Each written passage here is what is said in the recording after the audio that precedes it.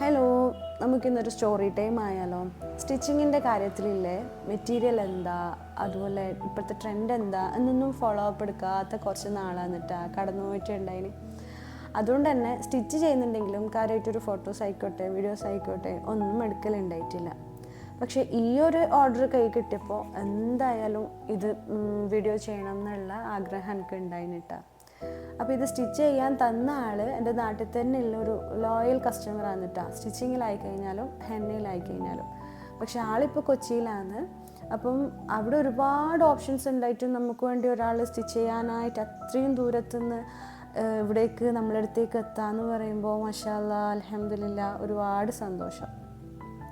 നമ്മളിപ്പം ഒരിക്കൽ അവർക്ക് കൊടുത്ത് കോൺഫിഡൻ്റ് ആയിരിക്കുമല്ലേ അവരുടെ എത്തിച്ചിട്ടുണ്ടാവല്. Anyway, I will be back with the rest of the story in the next part, inshallah.